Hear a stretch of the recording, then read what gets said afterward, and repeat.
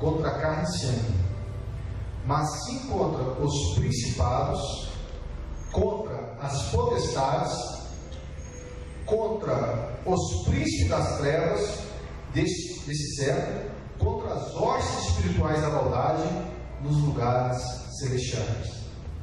Portanto, tomai toda a armadura de Deus, para que possais resistir no dia mau, e havendo feito tudo, ficai firmes.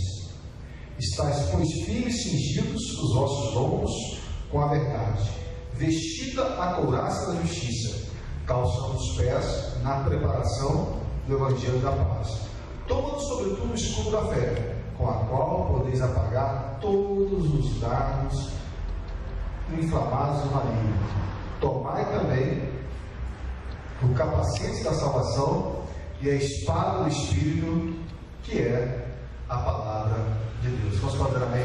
Amém. Irmãos, a primeira coisa que eu gostaria que nós tivéssemos consciência é que existe um mundo espiritual. Existe um mundo além da matéria que eu e você estamos vendo. Amém? Hebreus 11, versículo 3, está escrito o seguinte: pela fé entendemos que os mundos, não o mundo, os mundos foram criados pela palavra de Deus, de maneira que aquilo que nós vemos foi criado daquilo que nós não vemos. Fala para os meus amigos, tudo que você vê, Tudo que você vê foi criado de algo que você não vê. Amém, irmãos? Há um mundo espiritual. Nós temos que ter consciência desse mundo. Algumas passagens na Bíblia muito importantes, mas que nos ajudam a ter consciência que há uma realidade espiritual por trás de uma realidade física. O apóstolo Paulo fala no Novo Testamento: nós temos sido colocados como espetáculo.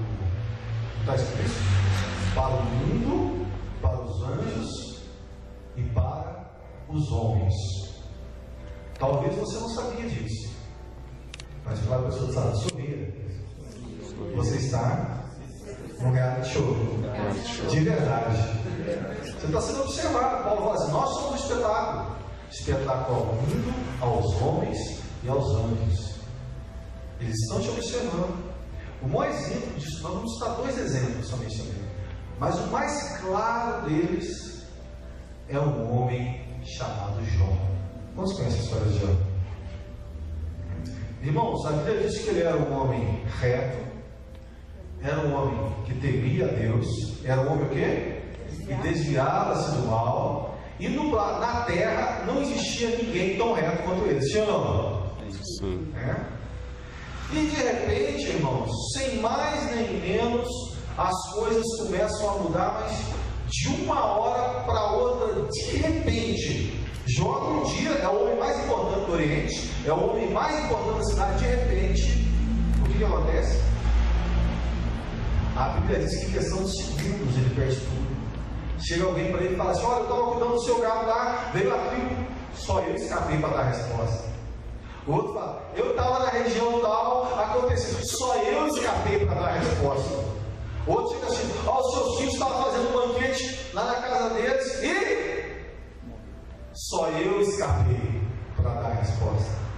Irmãos, em segundos, tudo o que Jó tinha acabou. A Bíblia diz que a mulher dele, quando viu que tudo isso tinha acontecido, né? O que ela fez? Amaldiçoa a Deus e morre. Mas a Bíblia diz que Jó continuava firme. Irmãos, eu e você sabemos o que estava acontecendo hoje. Por que nós sabemos? Porque está escrito lá na Bíblia, não é? Mas Jó sabia o que estava acontecendo? Ele não tinha a menor ideia do que estava acontecendo. Os 10 filhos morreram, ele quebrou, foi à falência, ele não sabia o que estava acontecendo. O que ele falou? Deus deu, Deus levou. Deus seja louvado. Sabe qual a única coisa que tem de verdadeiro que tem nessa frase? Deus seja louvado. Foi Deus que deu, não foi? Mas quem te tiraram?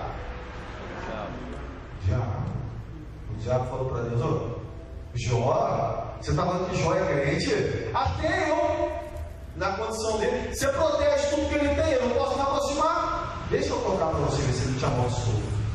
A Bíblia diz que tudo foi tirado de Jó.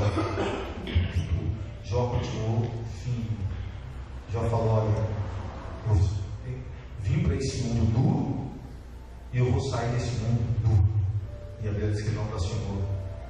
A Bíblia diz, por trás dos bastidores, no mundo espiritual, Deus falou assim com o diabo: você viu? Ele não tem nada, ele não tem filhos, ele é pobre, ele não tem nada. E ele continua me servindo. O diabo fala para Deus: carne por carne. Tudo que o homem tem, ele dá por causa da sua saúde.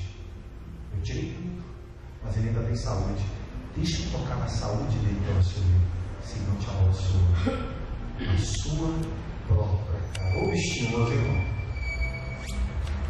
A Bíblia diz que Deus falou: vai, mas não tire a vida dele. Irmãos, Jó foi acometido de uma enfermidade, e na verdade não existe nenhuma unanimidade entre os estudiosos da Bíblia para falar o que ele teve, mas era uma doença que tinha características terríveis. A Bíblia diz que os vermes saltavam da carne de Jó. A Bíblia diz que o cheiro dele era terrível para a própria esposa dele. A Bíblia diz que ele tinha crises de falta de ar terríveis no meio da noite, ele se sentia sufocado. E a situação ficou tão drástica, que quando a nossa Bíblia fala assim que ele se assentou no montouro, ou que ele se assentou nas cinzas, as palavras do hebraico são literalmente lixão.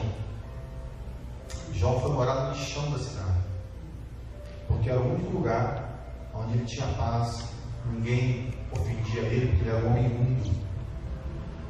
E eu e você vemos essa história, nós sabemos o que estava acontecendo por trás, não? Nós sabemos que era Satanás que estava atacando ele, nós sabemos que Deus mudou a história de Jó, Deus mudou a sorte dele, porém Jó não sabia nada disso.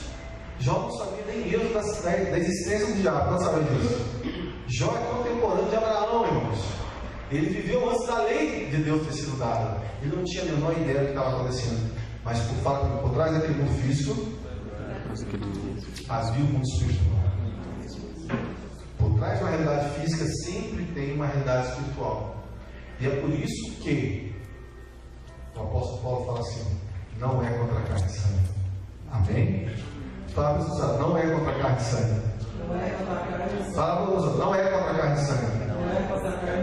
Talvez você tenha envolvido com uma situação em que tudo que você quer é enforcar outra pessoa. Quem já passou por isso?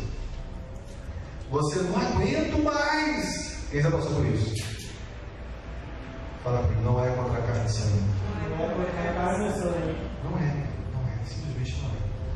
Um outro exemplo da Bíblia que eu quero dar para você é a história do rei Acabe e do rei Josafá. Não vamos abrir porque nós temos muito pouco tempo aqui, mas depois você consulte em casa. Acabe era um homem extremamente ímpio e Josafá era um homem que era de Deus. Mas todo homem de Deus às vezes tem sua falha, senhor não? Qual que era a falha de Josafá? Josafá andava sem mal acompanhado. E nesse dia ele está acompanhando quem? O rei Acabe. E os dois vão para a guerra. Josafá, como de costume, fala assim: eu só vou para a guerra se o homem de Deus orar. Eu só vou para a guerra se o homem de Deus falar o que vai acontecer. E Acabe tinha um monte de profeta de plantão, só para falar as coisas boas para ele. Quantos sabem que tem gente que gosta disso? Tem homem que gosta do profeta, ela sempre falando, só elogio, só bênção. Acabe era um homem ímpio e ele tinha um monte de profeta. Ele chamou: os profetas, manda vir aqui. E tudo quanto é profeta começou a falar assim: Acabe, você vai vencer. Josafá, você vai vencer essa guerra. Tem um ditado popular que diz o seguinte: quando a esmola é demais, Josafá olhou aquilo ali e falou: isso está estranho, não estou sentindo firmeza desses profetas aí não. Muito cuidado com quem são profetiza pensa. Aí falou: tem mais algum profeta aí? A cara falou: até tem. Um tal de Micas, mas não gosto muito dele não. Por quê? Aí só fala que é ruim no meu respeito. A cara falou: mas é isso que eu quero ver. Aí chegou um profeta verdadeiro, um profeta genuíno, cujo nome era Micas. Quando o profeta chega, Acabe fala: ô, diz aí, o que vai acontecer? O profeta amigo, pode ir para a guerra, você vai tranquilo. Vai tranquilo que você vence, a vitória é sua. Ou igual os outros profetas, né? Acabe falou: me fala a verdade.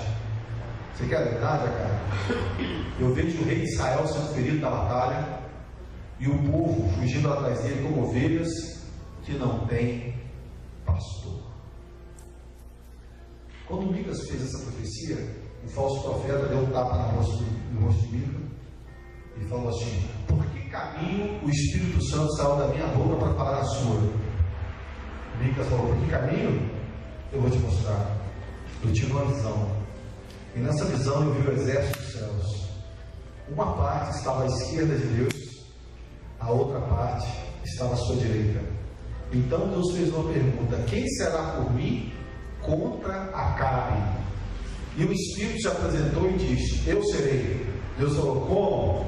Eu serei o espírito da mentira na boca dos falsos profetas. Deus falou: vai e prospere. Quando Micas terminou de falar essa profecia, a Bíblia diz que o rei Acabe falou: prende Micas até eu voltar à guerra. Micas olhou para ele e falou: se tu voltares, rei, Jeová não fala da minha boca. É uma diferença muito grande entre verdadeiros profetas e falsos profetas.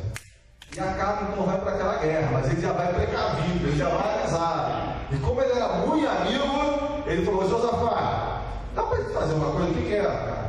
Vamos trocar de roupa? Parece que ele é brasileiro, jeitinho brasileiro, né? Vamos trocar de roupa. Você vai de Acabe e eu vou de Josafá. E eles fizeram isso, eles trocavam. E quando a batalha começa, a Bíblia diz que o rei inimigo falou: olha, eu não quero matar ninguém, eu só quero a morte de Acabe. Todo mundo para cima de Acabe. Mas só quem estava vestido de Acabe? E quem foi cercado? Josafá. Mas o interesse era para matar quem? Acabe. A Bíblia diz que o rei Acabe, o rei Josafá é cercado. Mas a Bíblia diz que ele começa a clamar e fala: Deus, eu não devia estar aqui, mas eu já estou. Tem misericórdia de dar o livramento. Então só Acabe, Josafá. E a Bíblia diz que deu o livramento. Josafá conseguiu fugir. E Acabe também. Mas a Bíblia diz que um arqueiro pegou uma flecha e tacou para onde? Sim, aí eu. Tchum.